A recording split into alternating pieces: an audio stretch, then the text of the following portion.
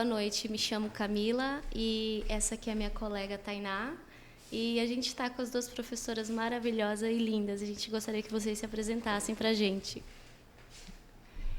Meu nome é Nayara, sou professora de matemática. Sou professora... Nossa Senhora, faz tempo, hein? Tem 12 anos, né, que eu estou nessa carreira.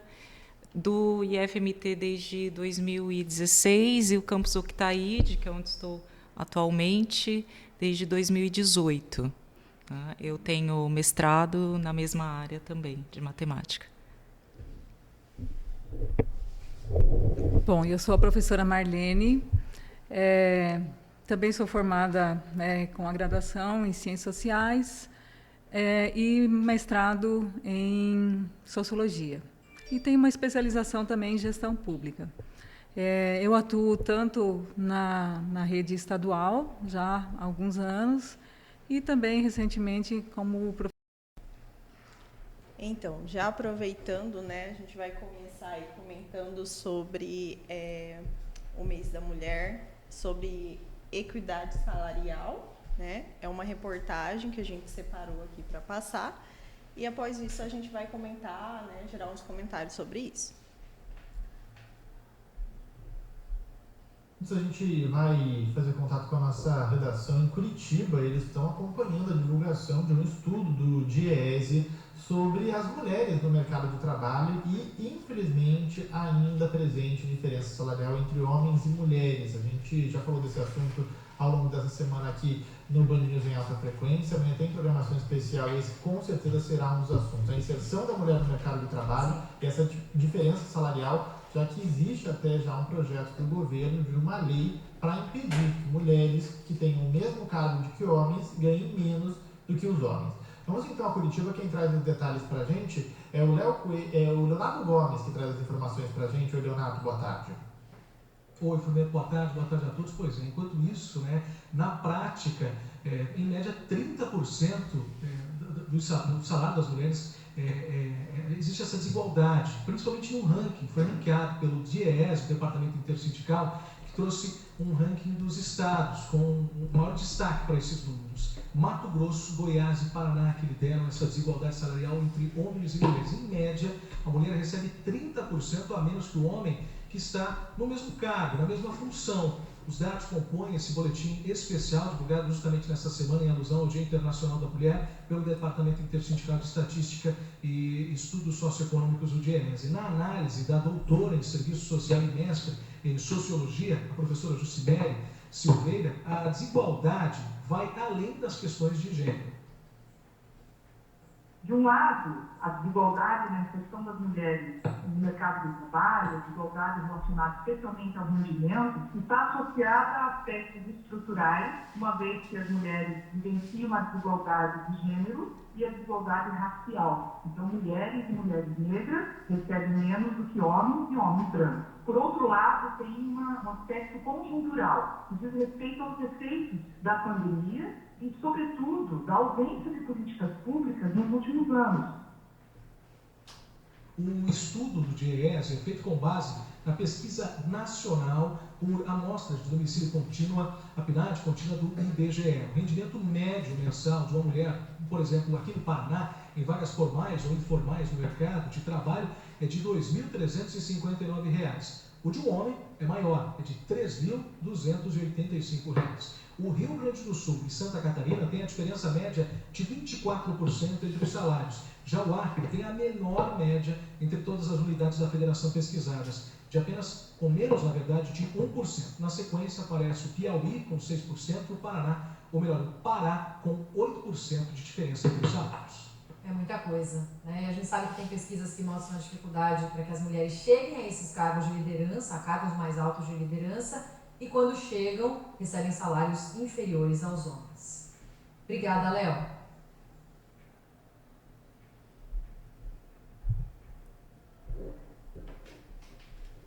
Bom, eu vou comentar um pouquinho, né, sobre essa questão. Em primeiro lugar, pensar na questão da CLT, né? Ela é uma lei de 1942 e ela sofreu uma alteração em 1953, tá, que coloca, né, como a questão, né, da equidade salarial entre homens e mulheres, tá, como, né, algo que está na lei. E se nós temos também a nossa Constituição Federal, no artigo 5º, que coloca que somos todos iguais perante a lei, sem nenhum tipo de distinção, né, de qualquer tipo de né, distinção, natureza, quer seja, né, de sexo, de etnia, né, de religião, tá? Por que nós precisamos o tempo todo, né, estarmos falando sobre essa questão, né, dessa disparidade que a gente verifica na sociedade? Tá? Então, nesse sentido, quando a reportagem coloca essa diferença salarial, né, ali ele cita em torno de 30%, né? Eu tenho um dado que coloca que a mulher ela recebe, em média, 76,5% do rendimento dos homens. Então, é muito mais, né? Aliás, é menos do que 30%, né, que dá na reportagem. Né? Mas aí também depende do tipo da coleta, né, do dia dessa coleta dessas informações. E ainda em 2021, né, tramitou na Câmara o projeto de lei que fala sobre essa questão, né, da diferença salarial e criou um dispositivo, né, que obriga uma multa às empresas que fazem essa diferença salarial. Né? Infelizmente, isso aí, quando estava indo para a sanção, né, o governo federal barrou, né, e isso acabou ficando engavetado lá na Câmara dos Deputados. Então, a gente percebe que, nos últimos anos, além da falta de políticas públicas, né, que vejam um pouco o lado das mulheres, nós temos assim essa diferença que, embora esteja garantido, né, pela CLT, pela Constituição e tantos outros dispositivos, né, de lei, por que isso ainda, né, se configura na nossa sociedade? Tá? Então, assim, nós temos que pensar o que realmente estrutura essa sociedade para que, recorrentemente, a gente fale sobre esse assunto, né? Há debates, se pensam, né, políticas públicas, mecanismos públicos para tentar equalizar e, ainda assim, né, isso volta de novo, né, como fala, né, o ditado popular, enxugando gelo. Né? Então, por que recorrentemente isso está em voga? Onde é que está o princípio, né, para a gente pensar, analisar, porque eu acredito que a gente não consegue sanar, é uma questão muito mais estrutural do que algo que está nas nossas mãos para nós, né, tentar equalizar, tentar dirimir, né? Mas a gente tem que repensar, inclusive, as nossas relações, tá? E as nossas relações perpassam, né, da forma como algumas brincadeiras, né, são feitas, né, conforme as crianças vão interagindo, né, como nós lidamos, né, como as gerações, né, anteriores às nossas lidam, né, com as gerações novas que buscam romper, e graças a Deus eu acho que estão rompendo determinados conceitos, né, não porque né, é algo fácil, porque eu acredito que aquilo que nós fomos criados, né, às vezes precisa 1 ou 2 gerações para a gente superar, né, algumas coisas que ficam muito intrínsecas na nossa educação, né, principalmente as mulheres. Tá? Já tem alguns estudos que dizem que em famílias onde há meninos e meninas, né, há uma tendência das meninas terem algumas obrigações domésticas, ditas domésticas, desde pequenininha imposta, sendo que, né, muitas vezes para os meninos não acontece da mesma forma. Já nas famílias onde só tem meninos, né, isso não se configura dessa forma. Normalmente, isso é trabalhado para que, né, todos dali dessa família façam parte desse cotidiano. Tá? Então, nós temos que repensar um pouquinho, talvez, né, inclusive nas nossas práticas. Né, nas brincadeirinhas, né, que ficam nas entrelinhas, né, e todo esse cotidiano nosso nesse sentido. Está trazendo um pouco para a carreira de ciências exatas, né? A presença de mulheres dentro da engenharia, na matemática, na física, na química, né, entre as diversas áreas de ciências exatas. qual que é a população de mulheres no Brasil? Vamos trazer para o Brasil, vou usar a minha cola aqui. Nós temos um pouco mais da metade, né, da população brasileira é de mulheres. E aí saiu em 2021, tá, essa matéria do jornal da USP. Tem aqui qual que é o dado. Nós tínhamos 35% dos estudantes matriculados, né, na carreira de exatas em graduação eram mulheres, 35%. E essas que continuaram, né, e quiseram ainda, falar assim, vou trabalhar na área, baixou para 26%, né? Depois esse número ele cai. E além disso, essas que ainda ficaram na área, que tem cargo, porque vai ter lá engenheiro, sênior, não sei das quantas, não sei direito a nomenclatura, mas que tem cargo, esse número só vai diminuindo. Então, prefere-se ainda colocar, né, homens nesses cargos. Eu tenho uma amiga minha, foi a primeira diretora de uma escola que me deu trabalho, lembra? Ela era engenheira civil e ela desistiu da engenharia civil, ela se formou na década de 90. Ela falou assim, não, eu não consigo trabalhar nesse meio, o pessoal não dá oportunidade. Então, naquela época, ela desistiu e foi fazer licenciatura em matemática, porque as mulheres na área da educação ainda ganham mais espaço do que em outras carreiras relacionadas a exatas, né? Então, e esse número ainda é muito baixo. Era muito baixo. Devemos muito às mulheres anteriores. E ainda tem outra coisa, vai dentro do universo da matemática. A gente fala assim, dentro da sala de aula mesmo, os grandes matemáticos. Sim, Pitágoras, Arquimedes, não sei o quê. A gente fala em algum momento de Hipátia, por exemplo? Não fala. Eu mesmo não falo. Não sabe nem quem é. Não sabe nem quem que é. E outra fala outra. Meu Deus. E tem várias. Várias. Sim, sim. Eu até comprei um livro lá pro meu filho, Mulheres Incríveis que Mudaram. Isso tem 2 anos. Ele falou, vai começar de agora, né? É algo de assim, agora. muito estrutural, né? Isso já vem de antecessores, né? Você fala assim, é mais um machismo estrutural que entra essa parte. Sim. E às vezes não se relaciona somente aos homens, aos pais. Geralmente são as mães. Sim, também são sim, machistas. Sim. Porque a gente foi criada para ser mulher, fazer coisas de mulher.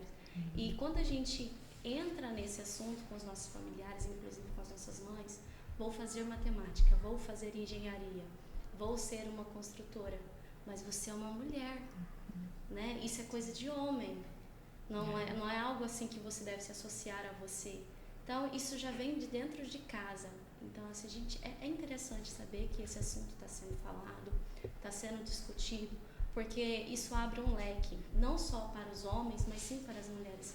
Porque tem uma velha frase, né? Fala assim, a mulher que faz o homem. Depende do sentido. Depende do sentido. Se for relacionada à mãe, sim. Eu acho que nós, como mães, temos esse dever, claro, juntamente com o pai, mas cabe mais a nós, de reeducar os nossos homens, né? Porque os nossos maridos já vêm com essa cultura de suas mães. Eles já estão adeptos a fazer aquelas coisas que somente homem pode fazer. Homem não pode limpar uma casa, homem não pode lavar uma louça, homem não pode cuidar de um filho. Isso cabe à mulher, tanto que a sogra e a mãe batem em cima da mulher, né? E a gente como mãe, tendo esse tipo de visão, ampliando os nossos conhecimentos, buscando mais informações, né, referente a esse assunto, a gente acaba aprendendo. Porque a gente foi ensinada a ser assim. E a gente aprendendo, absorvendo esse tipo de informações, a gente passa isso para os nossos filhos. Eu sou mãe de 2 meninos. E eu sei como é viver num mundo machista. Né? Eu convivi com o pai, com o avô, inclusive com o marido, né? Assim, com esses termos machistas. Então, a minha obrigação é desestruturar isso. É quebrar esse paradigma. Que mulher também pode fazer. Mulher também tem capacidade. Né? Então, assim, eu penso desse jeito e fico feliz também, fico feliz de saber que tem mais gente querendo, se interessando por essas informações, inclusive mulheres, né? Que é através de nós que podemos persuadir os nossos homens, eu digo maridos, filhos e pais. Já pegando um gancho aí, professor, eu gostaria de tirar uma dúvida que surgiu. Quando você iniciou ali na área da matemática, você já começou com a licenciatura, dando aula mesmo? Quando eu me formei, você fala? Foi assim, eu não sabia bem, né? Eu fui dar aula, Sim. né? Eu fui dar aula, mas ainda estava naquela... Será que é isso mesmo que eu quero? Não sei o quê. Isso eu acho que eu nunca falei para ninguém. Eu fiz 1 ano de engenharia civil, mas eu desisti não pelo ambiente, não, mas porque eu falei assim, isso não é a minha cara, então vou continuar como licenciada. Mas eu tinha vontade antes, né, de fazer bacharelado, seguir carreira acadêmica e tal, mas por motivos aí da vida eu tive que ficar só na licenciatura, porque à noite era ofertado só a licenciatura. E aí fui fazendo concurso, passei, vim para o Mato Grosso, que passei no concurso daqui. E hoje, né, eu falo assim, nossa, eu acho que eu não consigo me ver, né, em outra... eu sou muito feliz, assim, dentro da sala de aula. Sim. Sabe? Mas... E, assim, a pergunta que eu gostaria de fazer, eu acredito que a senhora já teve muitos desafios, né? Principalmente por exemplo, eu mesma, eu estava até comentando com uma amiga minha, eu nunca tive professora de matemática. Eu também não. Eu sempre tive professor. E até mesmo eu fiquei assim, nossa, eu vou entrevistar uma professora de matemática. E eu nunca tive a experiência de ter um contato, né? Porque sempre eu lembro, assim, ensino médio, ensino fundamental, entrar na sala, é sempre um professor homem. Sempre bem lá. Ele é o cara, ele é o inteligente e tudo mais. Então, assim, eu acredito que você encontrou desafios ali naquela... para começar na sala. Existe, assim, eu me formei, eu sou do estado de São Paulo, me formei lá. Eu tive professoras e professores, só que assim, no Fundamental 2, professoras, no médio, somente professores, não tinha professor de matemática homem. Sim. Só que era escola privada no ensino médio. Né? Então, já tem essa diferença, né? Quando você vai para uma escola pública, você encontra um número maior de professoras, mas na escola privada é diferente. Inclusive, passei por um processo de seleção em uma escola lá, que falou assim, você é excelente, mas a gente precisa contratar fulano. Por que precisa? Eu não entendia, eu não era muito ligada nessas questões lá atrás, né? E aí, eu falei assim, mas será que tem alguma coisa a ver? Ainda tem aquela... Né? Será que tem... que a gente precisa contratar fulano. Tá bom, né? Tá bom. Não consegui a vaga. Fulano conseguiu. Mas quando eu vim, na minha graduação também era meio a meio lá na quantidade de homens e mulheres, mas era um cenário diferente dos outros lugares, eu entendia. Quando eu vim para cá, aí eu vi. Por exemplo, hoje aqui, nós somos em 4, 2 efetivas, 2 substitutas. O resto, quantos professores nós temos? Acho que 20, se eu não me engano, de matemática. Entre 15 e 20, entendeu? Mas mesmo que seja 15... É muita diferença. É muito diferente. E formaram para a mesma coisa. Sim, para a mesma coisa. Então, a mesma profissão. E existe, sim. Já senti mais no passado. Hoje sinto menos, mas acho que a autoconfiança também. Sim. Né?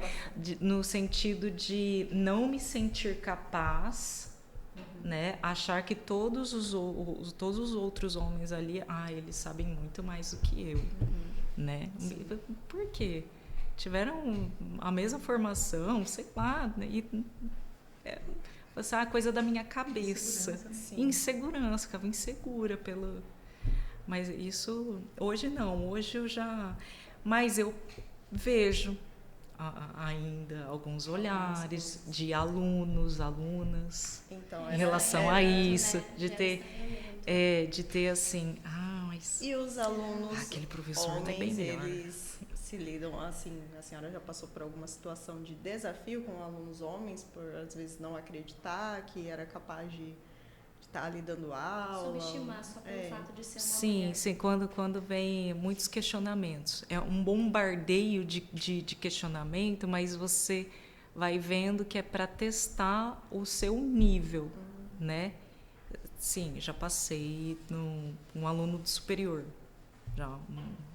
com um aluno. Eu me lembro dessa situação, de testar. Era um aluno que já tinha um certo conhecimento, que já tinha formação e eu me lembro bem. Mas aí você vai tirando de letra. Mas, assim, você acaba carregando uma grande bagagem, né, de representar nós mulheres, de nos incentivar a falar assim, a gente também pode, ela conseguiu, a gente também pode, porque realmente é desafiador você entrar nesse âmbito masculino, né, que é a profissão da matemática, onde a maioria são homens. A gente, pelo fato de estar numa sala de aula onde a maioria é homem, a gente sente um pouco de insegurança.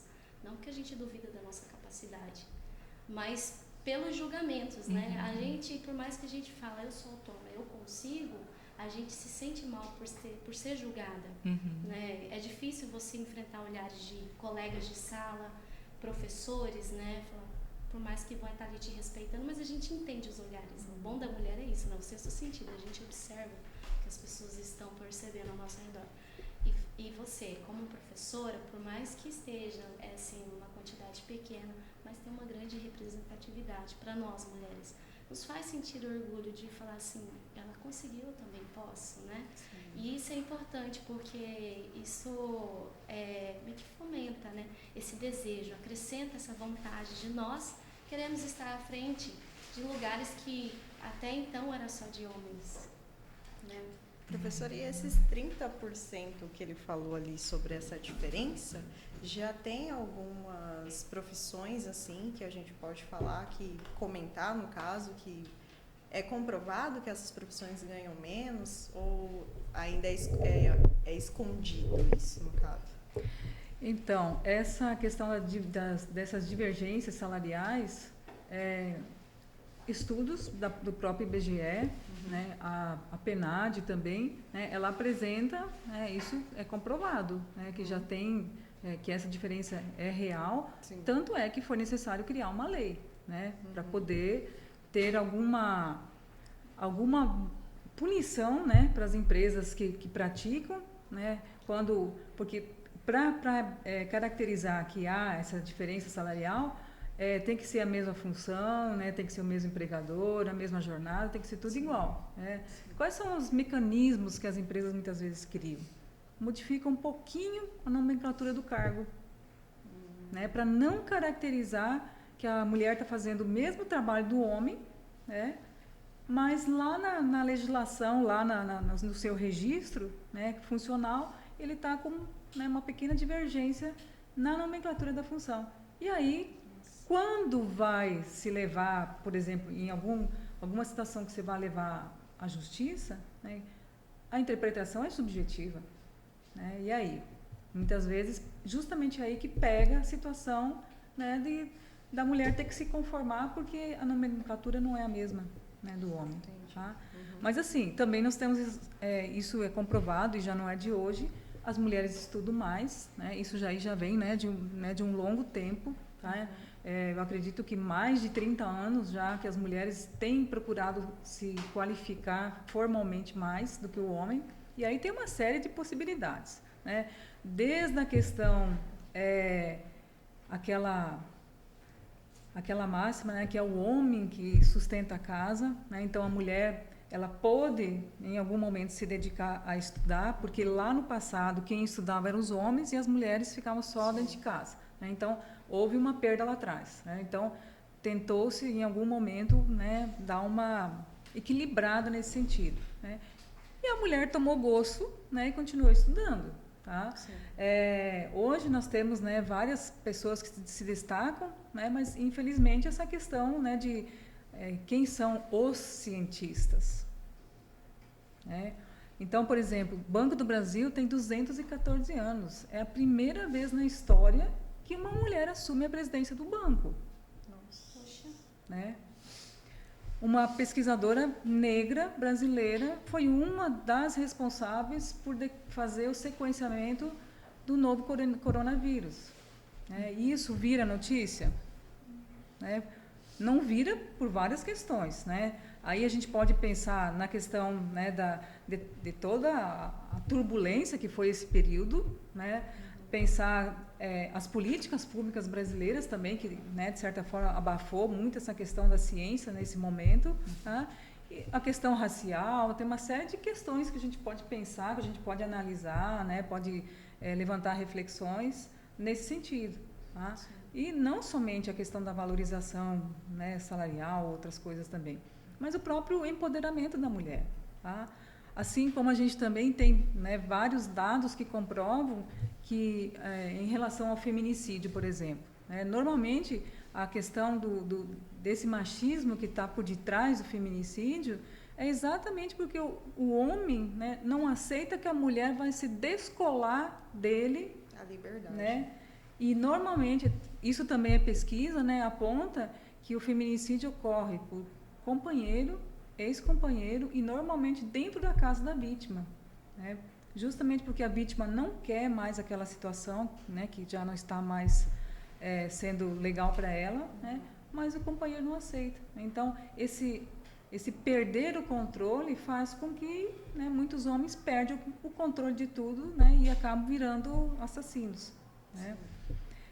E aí a gente tem, né, várias consequências, desde uma família que se desestruturou, né, uma sociedade que fica chocada, porque a gente tem, inclusive, em 2015, quando eu estava aqui no Instituto Federal, nós fizemos uma palestra e nós chamamos a delegada da mulher aqui, né? E ela mostrou, assim, cenas chocantes, né? O feminicídio, normalmente, o local privilegiado, né, onde é cometido, né, o assassinato da mulher, são os seus órgãos genitais, né, o seu útero, né, desfigurar o rosto, os seios. Então, esses são 4 locais, assim, que por excelência, né, o assassino utiliza como uma forma de tentar, eu nem sei qual a palavra que a gente pode usar nesse sentido, mas tentar acabar com aquela insegurança, com aquela fúria, com aquele ódio em relação a essa mulher que não aceitou mais normalmente essa situação. Né? Na verdade, ou então, ele toca onde define a mulher. Né? Ou então, né, o que a gente tem visto ultimamente é o companheiro, o ex-companheiro, afetar os filhos da mulher. Né? Esses últimos dias ali, o menino lá foi em Cláudia, foi aqui no Mato Grosso, não lembro, mas foi em Cláudia, uma região aqui do norte, aqui, que o ex-companheiro matou a criança simplesmente pela maldade de matar, porque a mulher não aceitou, acabou com o relacionamento. Agora, o que uma criança que nem filho dele não é, né? Uma criança de 5 anos, né, que culpa ela tem nesse processo todo? Mas não foi a criança, foi para atingir a mulher, porque ali muitas vezes vai desestruturar, né, essa mulher. Aproveitando o gancho, eu tenho mais uma reportagem para passar, né? E aí a professora comenta pra gente. A vereadora de Juazeiro do Norte, Yane Brena, e o seu namorado, Rickson Pinto, foram mortos por asfixia. É o que apontam os exames dos corpos feitos pela perícia. Renan Fiuza é quem vai atualizar esse caso pra gente e até relembrar o caso, hein, Renan, para quem eventualmente tenha perdido essa informação. Bem-vindo, como sempre. Obrigado, Elisa. Ótimo dia para você e para os livers. Vamos relembrar o caso. A Yane Brena, vereadora do PL, e também o namorado, Rickson Pinto, foram encontrados no imóvel na semana passada, mortos. Desde então, a Delegacia de Homicídios de Juazeiro do Norte começou as investigações e a gente traz essa atualização, que é um ponto extremamente importante. A perícia forense, portanto, apresentou os laudos e comprova que ambos foram mortos por asfixia. E aí, com certeza, é mais uma pecinha desse quebra-cabeça para a Polícia Civil e corrobora muito, viu, Elisa, com a principal linha de investigação de que teria existido um feminicídio e, na sequência, um suicídio. Um outro ponto que a gente traz também desse quebra-cabeça, que obviamente o núcleo de homicídio de Juazeiro do Norte está debruçado é com relação a uma outra informação de 2018, que o Rickson, o namorado, ele teria sido preso em flagrante por posse ilegal de armas. Obviamente, muitas pessoas estão sendo ouvidas, né? Pelo menos 20 pessoas até o momento, segundo o delegado, já foram ouvidas ao longo dessa investigação e, óbvio, a Polícia Civil está aguardando outros laudos para elucidar o caso de uma forma mais rápida, que essa resposta é que todo mundo está aguardando, familiares, até mesmo a Câmara de Vereadores, né, de Juazeiro do Norte, que já emitiu uma nota de pesar, né, em decorrência da morte da vereadora do PL. E quais laudos são esses? Laudos da cena do crime, assim como imagens de câmeras de monitoramento também vão ajudar a elucidar esse caso. A gente está falando de câmeras de entrada e saída de pessoas, acima de tudo, para que a Polícia Civil possa entender como é que foi a movimentação no dia em que tudo aconteceu, no dia em que esses corpos foram encontrados, tanto da vereadora quanto de seu namorado. Além também de um outro lado de pesquisas de substâncias em amostras de sangue e urina. Então é extremamente importante para que a polícia consiga, mais uma vez, como eu disse, montar toda essa história, entender, obviamente, está colhendo depoimentos e não para, né? A gente está falando de uma investigação que leva-se tempo, justamente para que nenhuma peça fique fora de toda essa história. Estão acontecendo ainda diligências, oitivas, mais pessoas, elas devem ser ouvidas ao longo aí dessa semana, enfim, funcionários do prédio onde os corpos foram encontrados, assim como parentes, amigos mais próximos, mensagens de celulares, tudo que envolve, né, uma investigação pode ajudar nesse momento. Fato é que essa perícia forense que foi pedido, né, pela investigação, que é de extrema importância, já trouxe pelo menos um indício, né? Ou seja, ambos os corpos morreram por asfixia. E como eu disse, mais uma vez reitero aqui, corrobora, são várias e várias linhas de investigação, né? A gente não pode descartar nenhuma, né, que está sendo passada por parte da própria Polícia Civil, e obviamente é assim que trabalha a Polícia Civil, com várias e várias linhas, mas a principal delas é que pode ter existido um feminicídio e, na sequência, um suicídio. Obviamente, a gente só vai ter essa confirmação depois que a própria Polícia Civil elucidar o caso, e a gente está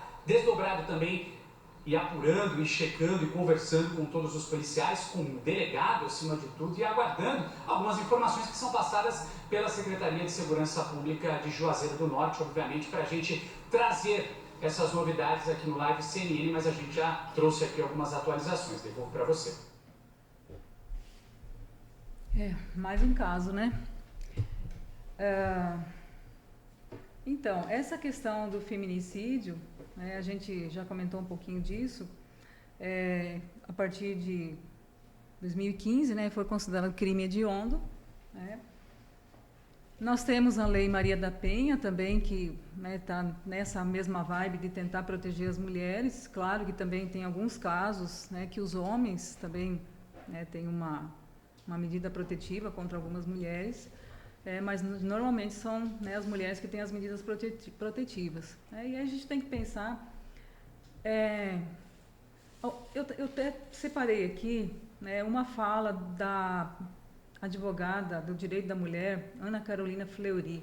Ela é de Goiás. Em 2020, uma professora de uma escola confessional, né, soltou, durante uma das aulas dela, que a mulher é a culpada pelo estupro, né, porque ela as mulheres provocam os coitadinhos dos homens, né, exatamente isso que ela falou numa das aulas dela.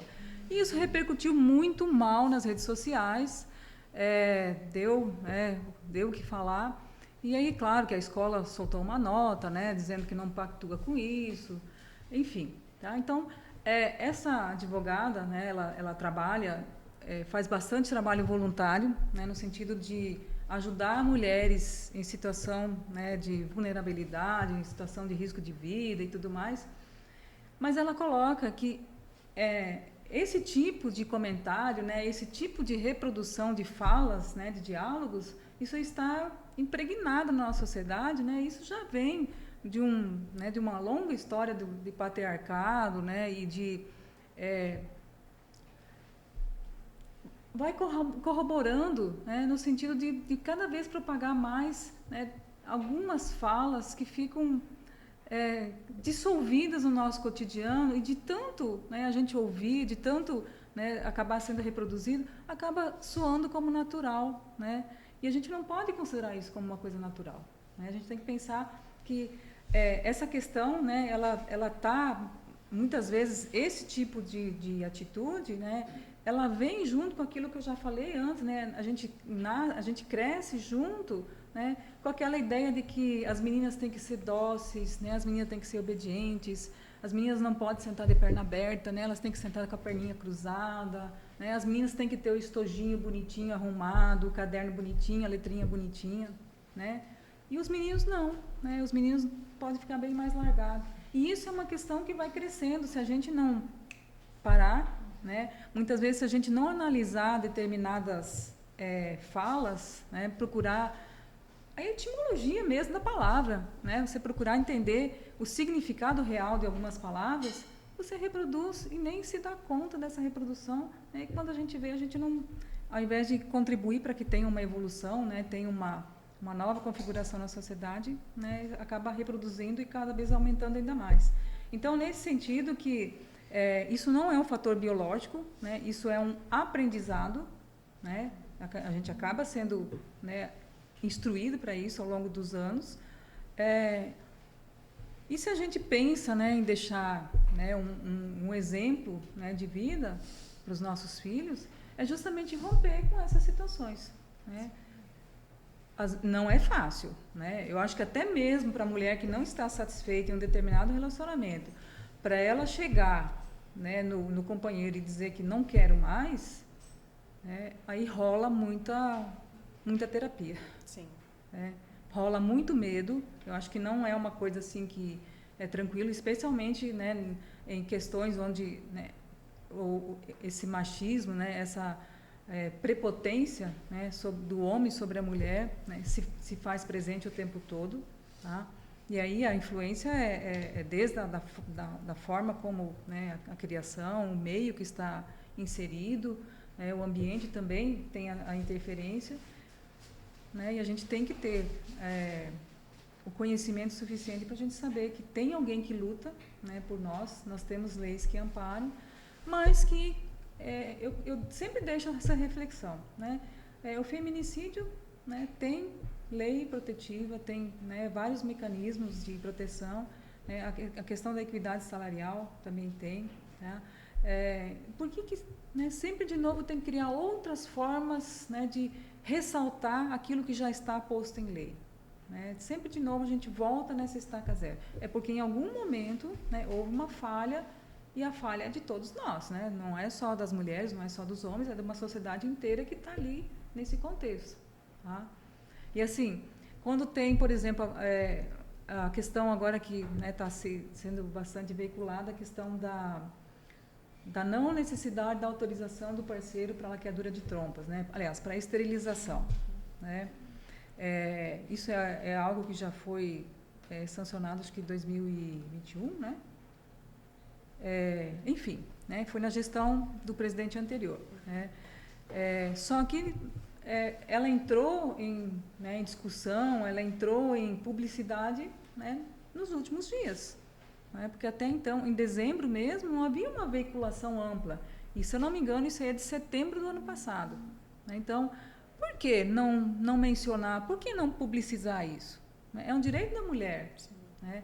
E aí, assim, claro que tem algumas regras que precisam ser seguidas, tá? 2 filhos vivos, né? Ou, né, 21 anos, pelo menos. Sim. Não, 21 anos ou 2 filhos vivos. Se ela já tiver 2 filhos vivos, mesmo que ela não tenha 21 anos, ela pode, né, requerer a laqueadura. Respeitado o prazo de 60 dias do momento que ela opta, né, pela esterilização. Se ela quiser fazer durante o parto, né, é uma possibilidade, desde que ela comunique oficialmente 60 dias antes, né? Aí tem, né, algumas questões que aconteceu comigo mesmo, quando eu tive a minha filha, que eu, né, pretendia fazer a laqueadura. E, na época, o meu obstetra, ele, né, para mim ele não falou isso, mas falou para o pai da minha filha, que o corpo da mulher muda, né, lógico, durante a gravidez, o calibre das veias se torna mais grosso e a probabilidade de uma laqueadura durante o parto, né, de dar alguma hemorragia, dar alguma complicação, é maior do que se fazer essa laqueadura depois, tá? E isso são dados que a medicina, né, ao longo do tempo, né, chegou a essa conclusão, tá? Mas mesmo assim, ainda tem essa possibilidade, né, de hoje você não precisar mais nem autorização do seu parceiro, né, de quem quer que seja, tá? E agora, né, há uma luta pelas mulheres que estão à frente da política, de que essa esterilização seja realmente feita pelo SUS e não se tenha que recorrer a medidas judiciais ou então partir para a rede privada, né, para poder realmente estabelecer isso, né, e garantir efetivamente. Porque se a gente for pensar em planejamento familiar, né, isso perpassa também essa questão da mulher escolher. Exatamente. Né? Então, a gente poderia ficar aqui meses falando sobre esses assuntos, porque ainda assim não vai esgotar, né? São várias frentes, né, que a gente pode analisar, que a gente pode pensar, tá? E não é nessa época, né, do mês da mulher, né? Claro que se intensificam mais os diálogos, né, os debates, as reflexões, por ser, né, uma data que a gente, né, resgata, né, da sua origem, tá? Para tentar, né, fazer alguma reflexão, né, tentar buscar um pouco argumentos, né, para ao longo do ano, né, a gente digerir certas informações. Sempre vale, né, sempre é válida essa questão de refletir nesse sentido. A senhora citou aí sobre levar isso para o SUS, né? Eu tenho experiência em relação a eu ter passado já por obstetra e ter ouvido comentário dentro da sala que, nossa, mas está muito nova ainda, você tem certeza, tem muita coisa pela frente para você viver, você não sabe se hoje você tem um filho, amanhã você vai querer ter outro. Mas, assim, o planejamento familiar é muito importante. Sim. Até mesmo nessa questão salarial, né? A gente olhar para o nosso atual. É claro que a gente tem expectativa de melhorar, mas a tendência é sempre ficar pior em relação à alta do leite, né? Sempre vai piorar. Então, assim, para quem tem criança em casa, sabe que sempre precisa de alguma coisa. Então, se não tem planejamento... Eu mesma tenho, a minha vizinha, ela realizou a cirurgia de laqueadura, ela tem uma filha somente, ela realizou agora em janeiro, porém ela fez pago, particular, ela não fez pelo SUS. Eu mesma não conheço praticamente quase ninguém que fez pelo SUS, sim, que teve a oportunidade lá. Recentemente eu vi, através de uma rede social, a experiência de uma menina que foi num posto de saúde, ela já tem uma filha de 2 anos, conversou com o médico dela e ele falou que não seria possível porque acha que não é necessário. Poxa, a vida é dela, né?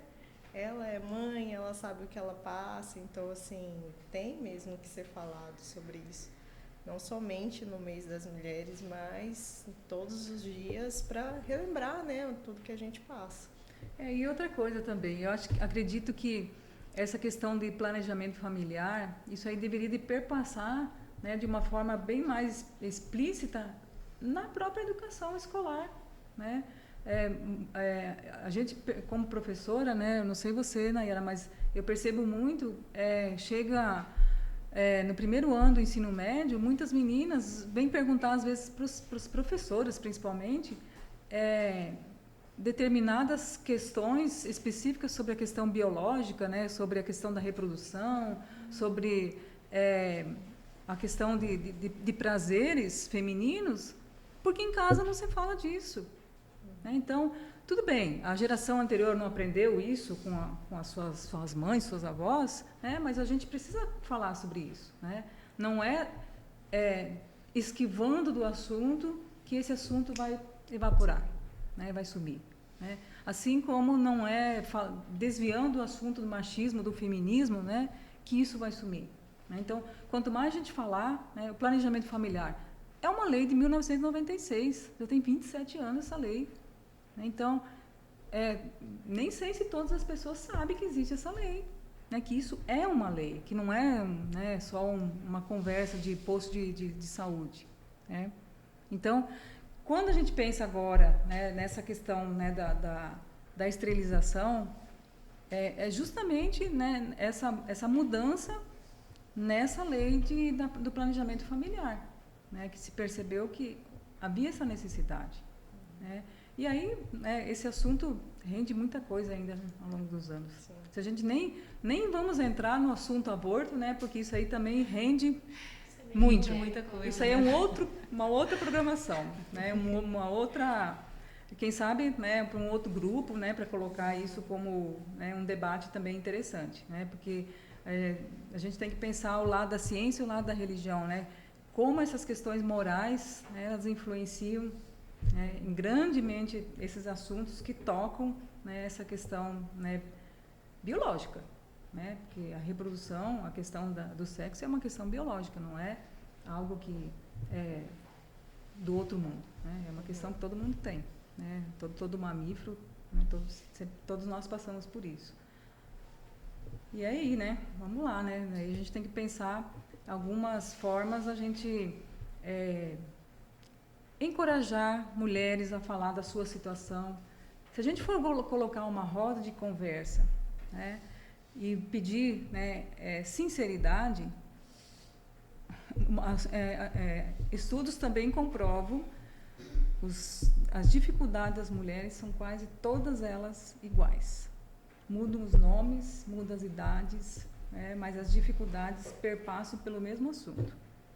Normalmente, né, a sua desvalorização profissional, a sua desvalorização por parte dos seus familiares, né, o pouco incentivo, né, por parte dos maridos, quase sempre, né, até mesmo a sobrecarga, né, na jornada de trabalho, né.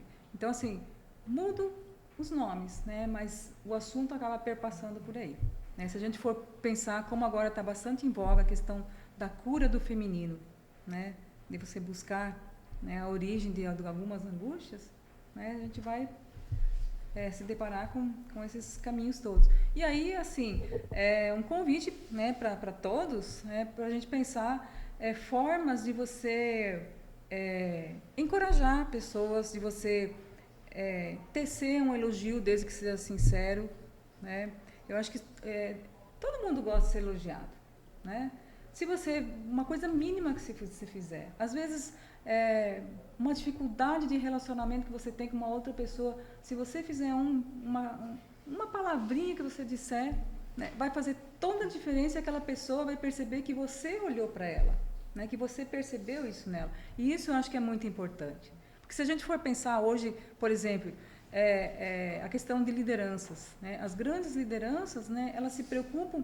Claro que tem, né, todos os trâmites, sei lá, dentro de uma empresa, por exemplo, tem toda uma organização, né, precisa de todo um segmento. Mas o bom líder é aquele que olha o funcionário ou o servidor, né, ou aquele que está ali todos os dias, né, e percebe aquilo lá como uma outra pessoa, né, consegue se colocar, empatia, né, ter empatia por essa pessoa, né, perceber quando o aluno, por exemplo, né, está cabisbaixo, né, e você, como professor, se antenar para isso, né? Você não precisa sair correndo para atender a pessoa, mas depois chama ela no particular, porque às vezes a pessoa também tem dificuldade de expor os seus perrengues, vamos assim dizer, né? Não são todas as pessoas que têm a capacidade de abrir em diálogo né, as suas angústias, né? E a gente tem que também tomar muito cuidado para não só não expor, né, mas também para não cutucar uma ferida que depois você não vai saber mexer com isso. Acho, né? que é por isso que é interessante ter essas rodas de conversa, né?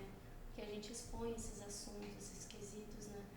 E nós, como os alunos também, a gente passa por problemas, dificuldades, mas a gente não quer transparecer isso para o professor, porque pelo menos eu falo por mim. Eu tenho os meus problemas e eu não vou falar isso para uma pessoa que talvez tenha os problemas dela, então a gente não quer sobrecarregar. Mas é interessante, quem está à frente da sala tem um pouco de empatia, como a professora mesmo disse. Não precisa necessariamente expor essa pessoa, mas só uma olhada, uma observada ali de longe.